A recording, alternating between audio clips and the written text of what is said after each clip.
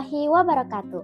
Halo semuanya, perkenalkan nama aku Aulia Gayatri Octavianti dari kelas 10-4 nomor absen 5. Jadi hari ini aku akan membahas tentang ilmu ekonomi, masalah pokok ekonomi sampai dengan sistem ekonomi. Nah, kita masuk ke ilmu ekonomi ya. Jadi apa sih ilmu ekonomi itu? Nah, secara etimologis, kata ekonomi berasal dari bahasa Yunani yaitu oikos yang artinya rumah tangga dan nomos yang artinya aturan atau hukum. Jadi secara sederhana, ekonomi berarti aturan rumah tangga, yaitu bagaimana mengatur dan mengelola sumber daya. Dalam pengertian modern, ilmu ekonomi adalah ilmu yang mempelajari bagaimana manusia memenuhi kebutuhan hidup yang tidak terbatas dengan sumber daya yang terbatas. Contoh yang paling sederhana adalah ketika seseorang mempunyai uang Rp100.000, dia harus memilih apakah uang itu akan dipakai untuk membeli makan, membeli pulsa, atau ditabung. Setiap pilihan punya konsekuensi, dan ilmu ekonomi membantu kita membuat pilihan yang paling rasional. Nah, sekarang kita masuk ke cabang ilmu ekonomi. Ekonomi terbagi menjadi dua cabang besar, yaitu ekonomi mikro dan ekonomi makro. Yang pertama, ekonomi mikro. Ekonomi mikro membahas perilaku individu, rumah tangga, atau perusahaan. Misalnya, bagaimana sebuah warung menentukan harga jual makanan atau bagaimana konsumen memutuskan membeli barang. Yang kedua, ekonomi makro. Ekonomi makro membahas perekonomian secara keseluruhan. Misalnya, mengapa inflasi terjadi, bagaimana cara mengurangi pengangguran, atau apa dampak defisit anggaran terhadap ekonomi negara. Keduanya saling melengkapi. Mikro memberikan gambaran detail, sedangkan makro memberikan gambaran besar. Nah, sekarang kita masuk ke masalah ekonomi. Jadi, masalah ekonomi itu muncul karena adanya kelangkaan, di mana kebutuhan manusia itu tidak terbatas tetapi alat pemuas kebutuhan terbatas. Nah, masalah pokok ekonomi bisa dilihat dari dua sisi. Yang pertama klasik, yaitu fokus pada bagaimana proses produksi, distribusi, dan konsumsi dilakukan. Yang kedua, modern, yang merumuskan 3 pertanyaan dasar, yaitu apa yang diproduksi atau what, bagaimana cara memproduksinya atau how, dan untuk siapa barang atau jasa diproduksi atau for whom. Nah, sekarang kita masuk ke kebutuhan manusia. Kebutuhan manusia itu sangat beragam dan bisa dibedakan menjadi beberapa kategori. Yang pertama, berdasarkan intensitasnya. Kebutuhan berdasarkan intensitasnya itu terbagi lagi menjadi 3, yaitu primer, sekunder, dan tersier. Primer itu kebutuhan yang harus dipenuhi agar bisa hidup, seperti makanan, pakaian, dan tempat tinggal. Nah, yang kedua ada sekunder, yaitu kebutuhan tambahan setelah primer, seperti kendaraan, perabot rumah tangga, dan lain-lain. Yang ketiga ada tersier, yaitu kebutuhan untuk meningkatkan status, seperti mobil mewah atau perhiasan. Jadi sekunder dan tersier itu hanya untuk menunjang kehidupan yang lebih baik lagi ya, tapi yang wajib untuk dipenuhi itu adalah kebutuhan primer. Nah, selanjutnya ada berdasarkan subjeknya. Jadi kebutuhan berdasarkan subjeknya itu dibagi lagi menjadi 2, yaitu individu dan umum. Individu itu merupakan kebutuhan untuk diri sendiri, seperti buku atau pakaian. Yang kedua itu umum. Nah, kebutuhan umum itu merupakan kebutuhan bersama masyarakat, seperti jalan raya atau listrik. Selanjutnya ada berdasarkan waktu. Nah, kebutuhan berdasarkan waktu itu dibagi menjadi 2, yaitu sekarang dan masa depan. Nah, sekarang itu kebutuhan yang tidak bisa ditunda, seperti makan atau kita butuh obat saat kita sakit gitu. Lalu ada kebutuhan masa depan, yaitu kebutuhan yang direncanakan, seperti tabungan pendidikan atau pensiun. Selanjutnya ada berdasarkan sifat. Kebutuhan berdasarkan sifat itu ada kebutuhan jasmani dan rohani. Jasmani itu berhubungan dengan tubuh, misalnya makan atau obat. Rohani itu berhubungan dengan jiwa, seperti pendidikan, ibadah, atau hiburan. Selanjutnya ada barang dan jasa. Nah, sebagai alat pemuas kebutuhan, barang dan jasa dibedakan menjadi berdasarkan cara memperoleh. Berdasarkan cara memperoleh itu dibagi menjadi 2, yaitu barang ekonomi dan non-ekonomi. Barang ekonomi itu membutuhkan pengorbanan, misalnya membeli beras. Nah, kita harus mengorbankan uang dan waktu untuk membeli beras tersebut. Sedangkan barang non-ekonomi itu bisa didapat gratis. Contohnya udara segar, sinar matahari, gitu. Nah, selanjutnya ada berdasarkan kepentingannya. Berdasarkan kepentingannya, itu dibagi menjadi beberapa jenis. Yang pertama ada barang inferior yang permintaannya menurun kalau pendapatan naik, misalnya barang tiruan. Ketika pendapatan naik, beberapa orang itu sudah tidak memerlukan lagi barang tiruan karena bisa membeli barang aslinya. Selanjutnya ada barang normal. Jadi ini tuh berbanding lurus ya. Ketika pendapatan naik, maka permintaannya juga naik. Contohnya apa ya? Contohnya misalnya spaghetti.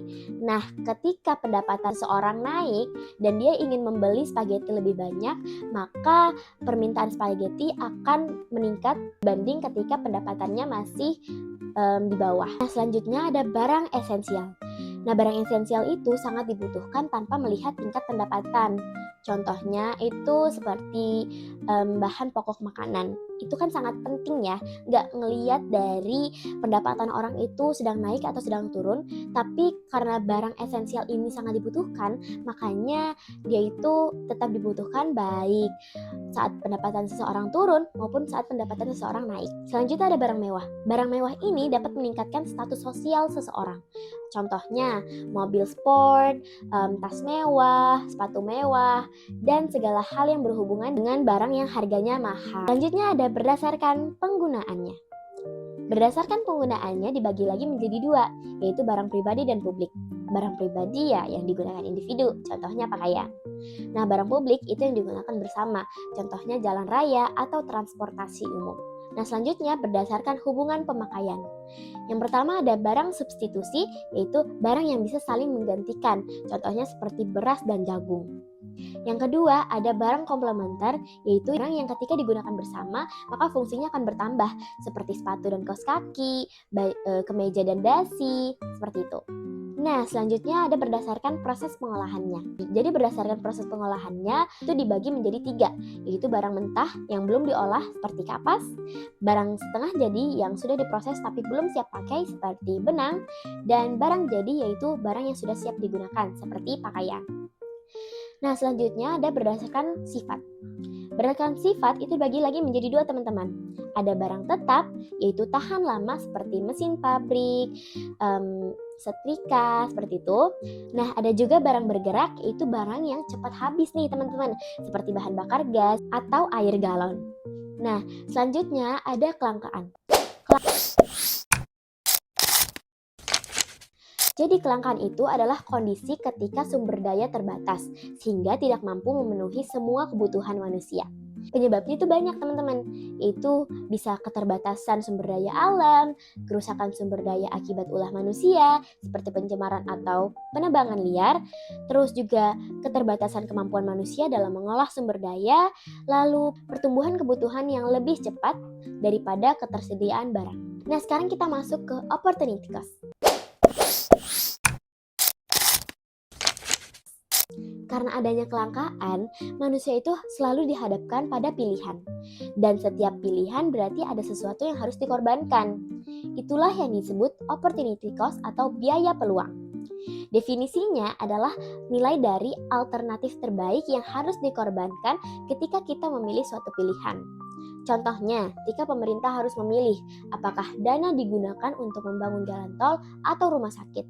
Kalau dipakai untuk jalan tol, opportunity cost-nya adalah rumah sakit yang tidak jadi dibangun. Nah, konsep ini itu membuat kita berpikir lebih hati-hati dan rasional dalam mengambil keputusan. Selanjutnya, kita masuk ke sistem ekonomi.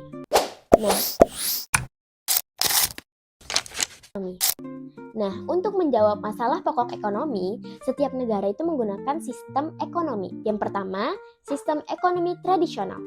Nah, sistem ekonomi tradisional itu sistem ekonomi yang berdasarkan adat istiadat dan kebiasaan turun-temurun. Dalam sistem ekonomi tradisional, produksi itu biasanya sederhana, hanya untuk memenuhi kebutuhan sendiri. Contohnya, masyarakat pedalaman yang masih barter. Nah, yang kedua ada sistem ekonomi pasar. Nah, sistem ekonomi pasar itu ketika semua kegiatan ekonomi diatur oleh mekanisme pasar. Harga ditentukan oleh permintaan dan penawaran. Kelebihannya itu dapat mendorong efisiensi dan inovasi, dan kekurangannya yaitu kesenjangan sosial bisa semakin besar. Yang ketiga ada sistem ekonomi komando. Di sistem ekonomi komando, pemerintah itu memegang kendali penuh. Apa, bagaimana, dan untuk siapa barang diproduksi ditentukan oleh negara. Kelebihannya itu distribusi lebih merata, tetapi kekurangannya itu sering tidak efisien dan kurang kebebasan. Contoh negara penganut sistem ekonomi komando yaitu Korea Utara. Yang keempat, ada sistem ekonomi campuran.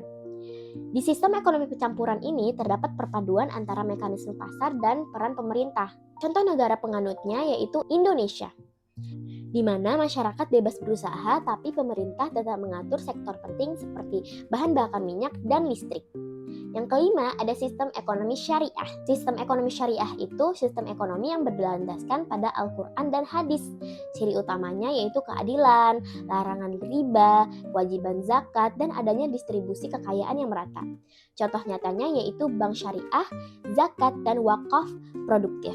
Yang keenam dan terakhir yaitu sistem ekonomi Pancasila. Sistem ekonomi Pancasila itu berlaku di Indonesia. Dasarnya adalah Pancasila dan Undang-Undang Dasar 1945. Ciri khasnya itu gotong royong, koperasi sebagai soko guru, dan tujuan utamanya adalah keadilan sosial serta kesejahteraan masyarakat, bukan sekedar keuntungan. Nah, dari pembahasan ini kita bisa simpulkan ya bahwa ilmu ekonomi itu berasal dari kata oikos dan nomos, dan intinya adalah bagaimana manusia mengatur sumber daya. Yang kedua, masalah ekonomi muncul karena kebutuhan yang tidak terbatas sementara sumber daya terbatas. Dari kelangkaan lahirlah konsep opportunity cost, yaitu biaya peluang dari pilihan terbaik yang dikorbankan. Lalu juga barang, jasa, dan kebutuhan manusia itu beragam, dan semua itu berhubungan dengan cara kita membuat keputusan ekonomi. Dan untuk menjawab semua masalah ekonomi, negara itu menerapkan berbagai sistem ekonomi, baik sistem ekonomi tradisional, pasar, komando, campuran, syariah, dan Pancasila. Tapi teman-teman, gak ada sistem ekonomi yang sempurna. Tapi semuanya berusaha mencapai tujuan utamanya, yaitu kesejahteraan masyarakat. Nah teman-teman, dari video yang aku buat ini, aku berharap semoga video ini bermanfaat dalam pemahaman teman-teman mengenai ilmu ekonomi, masalah ekonomi, dan sistem ekonomi. Sampai jumpa di video berikutnya. Bye-bye, terima kasih. Tamatnya sudah akhir sekali.